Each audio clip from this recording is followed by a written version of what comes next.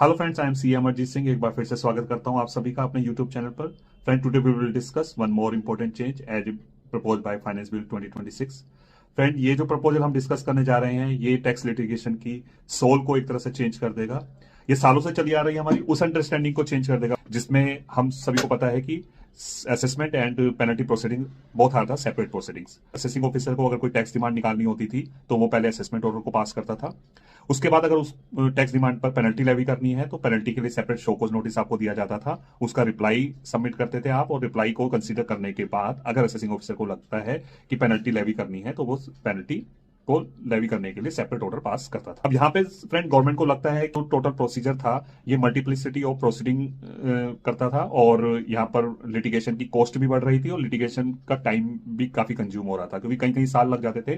Tax की demand निकलने के बाद पेनल्टी ऑर्डर आने में कई सालों लग जाते थे। यहाँ पे गवर्नमेंट ने प्रपोज किया कि असेसमेंट के इशू को डिस्कस कर रहा होगा, वहीं पर उसे अंडर रिपोर्टिंग और मिस रिपोर्टिंग के कॉन्सेप्ट को भी डिस्कस करना होगा, और वो डिस्कस करते हुए वो पेनल्टी को असेसमेंट ऑर्डर में ही लेवी करेगा। तो फ्रेंड्स, आपके माइंड में ये क्वेश्चन अराइज हो रहा होगा कि पहले तो कई ईयर्स लग जाते थे पेनल्टी लेवी होने में, और जब आपकी क्वांटम अपील जब तक डिसाइड नहीं होती थी, कई बार पेनल्टी का ऑर्डर भी तब तक पास नहीं होता था।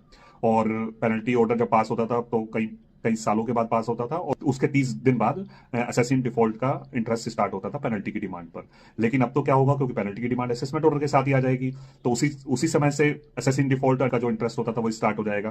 तो यहाँ पे गवर्नमेंट ने एसएससी को सेफ गार्ड करते हुए एक और प्रोविजन डाला है, जिसके अकॉर्डिंग आपकी पेनल्टी की डिमांड तो मेंशन कर दी जाएगी असेसमेंट ऑर्डर में, लेकिन जो उस पे पेनल्टी पे इंटरेस्ट जो होगा आपका, वो आपकी सीआईटी अपील की अपील डिसाइड होने के बाद, या अगर वो डीआरपी का मैटर है तो आईटीएटी की अपील डिसाइड होने के बाद ही उस पर 220 का इंटरेस्ट स्टार्ट होगा। यानी कि एक तरह से जो पेपर वर्क होना है पेनल्टी का वो हो चुका होगा, लेकिन जो इंटरेस्ट वगैरह चार्ज होगा वो हमारा सीआईटी अपील या ITAT appeal as the case में भी इस होने के बाद ही लेवी होगा।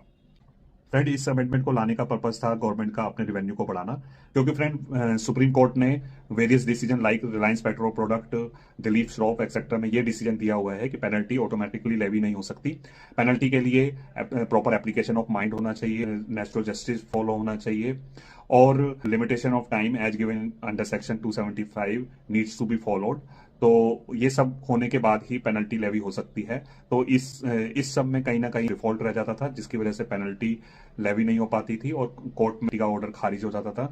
इस प्रपोजल के आने के बाद असेसमेंट ऑर्डर में ही अब पेनल्टी भी लेवी कर दी जाएगी, और दोनों की डिमांड एक साथ जनरेट होगी। हाउएवर जो पेनल्टी पर इंटरेस्ट स्टार्ट होगा वो सीआईटी अपील या आईटीटी एज द केस में भी उसके ऑर्डर के बाद ही स्टार्ट होगा।